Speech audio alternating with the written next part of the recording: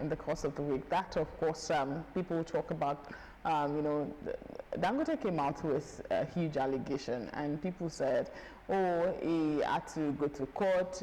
People said a lot of things with respect to what he said. And some said some allegations, and of course, whether you call it defamation, truth is actually going to counter that. And of course, in the course of the week, we saw that, the man that you were not expecting to actually fight like that. Some said, oh, he has taken the fight to another level.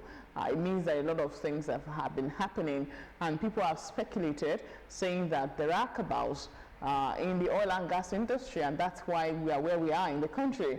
A lot more have been said, a lot more investigation has been done, but we keep seeing people talk about these things, and we don't really see concrete actions. So for people to see a Dangote come out to express rage, over what transpired, probably because, the investors and of course the regulators, and yes, in person of this particular man, Farouk, and of course why people were, the next thing that happened was that he resigned, and yes, others also resigned.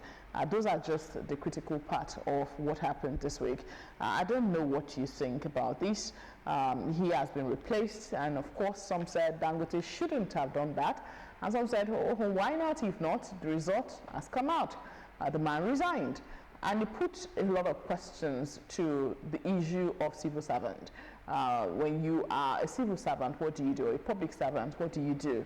And when you are in charge of a corporation or in charge of an institution, how do you administer yourself? We talked about accountability of power. How exactly can you say you're funding your children abroad, in Switzerland, for instance, like Dangote actually alleged, and with a huge sum of money, and then you ask yourself, what exactly is your salary? And some said, oh, this of course is what everybody is doing in Nigeria. It's just because they have interest in the man. That's why, it came out as we have seen in the course of the week. I don't know whether you have something to back up whatever it is that Dangote has said, and whether that is right or that is wrong in this case. Every time I say it's an interesting theatrics, it's an interesting drama, it's an interesting circus show. And of course, you and I, particularly Nigerians, you know what we have been going through in the last 10 years in the oil and gas sector. You know the price of fuel as at the time, pre-Yaradua time. You know the price of fuel as at the time Jonathan was there. You know the price of fuel, PMS for instance. As at the time Buhari was there, you know the price of fuel, where we are getting to the era of economics. You see, what is happening, I'm sorry to say, and that is the feelings of the populace. That it looks as if it's a for fight, but it's an answer prayer for the common man in Nigeria. Because, like Yoruba will say, you see, the oil and gas sector in Nigeria has been operating for so long in an opaque manner. And it is, the transparency has not been there. Look at, when was the Petroleum Industrial Act bill signed into? After so many years of proposition, it was only Buhari. Even when the act was signed, have they fully implemented it? Because of people that you seem to be saying they are cabals within the system. And you see, this man that came in to at least give us a respite. Respite in the sense that if not for Dangote refinery that we are seeing, the stability that we seem to have enjoyed in the naira, in our currency, it has been true, is coming on board to save the unnecessary little foreign exchange that we garner for people to gain, for those who believe Nigerians' economy is in their pockets. And so a number of people, we just go, we don't know the number of fuel that we are using at a particular point in time in Nigeria. You could begin to wonder, they mention thousands of liters, millions of liters, and the little foreign exchange that you have in the till, they take it out to go and export refined fuel. And then there are people who will just take ship, they will not take anything back, and they get money. That's the rascality of the dirty nation. I'm going somewhere that we seem to have seen in the years gone by. A lot of people are blaming, asking that, are saying that Dangote is fighting dirty. I was listening to former Pengassan president this morning in another star station, Mr. Esele. He was saying, yes, the present regime seems to have brought a kind of a sanity to this situation that we seem to be having. You know, Dangote was fighting back because he said, if you remember, that as at the time they started the fight with him early in the year, you know, he said he has been warned not to go into this business of oil and gas sector, that he should not invest in it. He is a man who has a large heart in terms of the resources that he had. If it was somebody who had not much investment, he probably would have collapsed.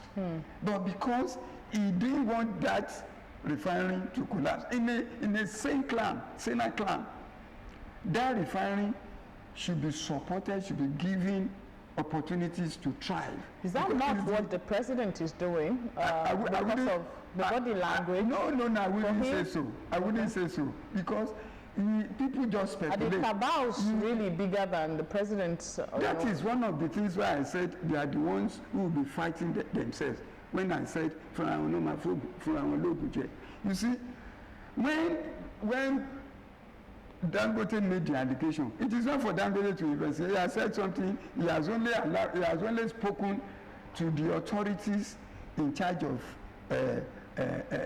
investigation, like ICPC, EFCC, to take it up and see what is that. I am not sure. I don't know. As a public servant, his own public servant is even different, because the remuneration in the oil and gas sector is different to the normal public service. So probably he has facilities. But you see, immediately I saw a response. $5 million. Immediately I saw a response on his behalf.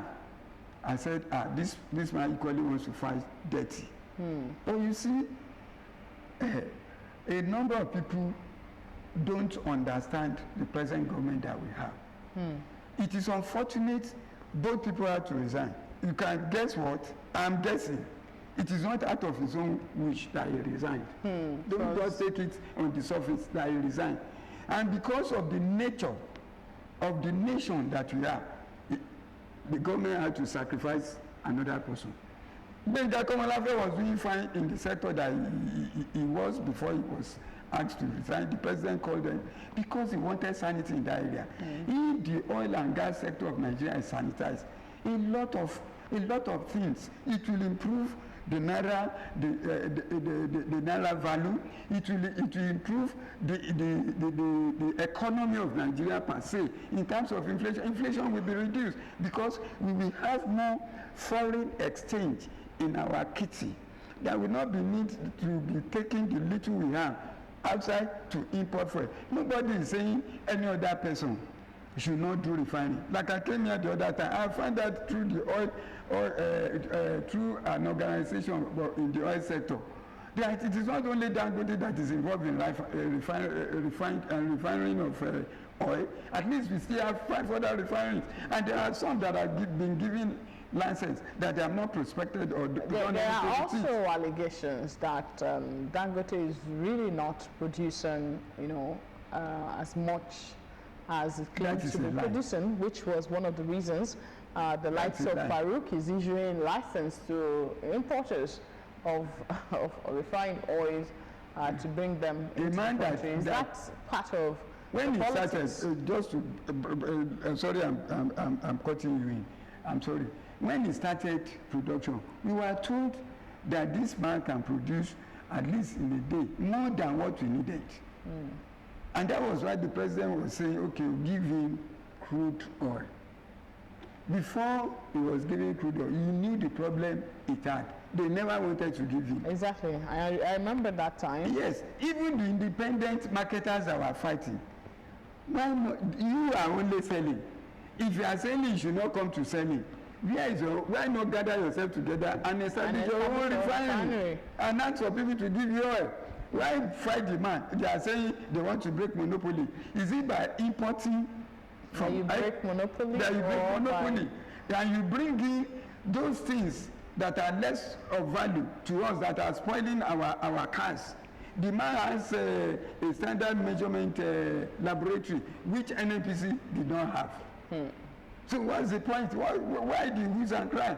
But you see, when two elephants are fighting, the grass suffers. The grass suffers. But in order for us not to suffer in this Christmas, I think what we are seeing is good for the Nigerian. We also saw the reduction in the pump price of petrol for the Nigerian people. For the Nigerian people, and I think this is far more what they've been talking about with the issue of subsidy removal, that the competition will be so high, and then the Nigerian people benefit at the end of the day. So the two elephants are fighting.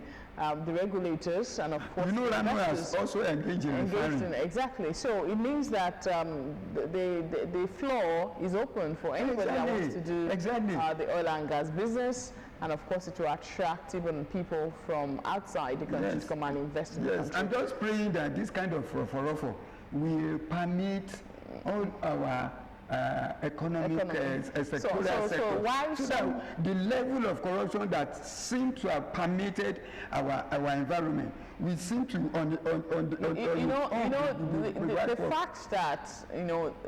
the fact that we're having this conversation, and of course what happened in the course of the week as well, some said is because of the personalities involved.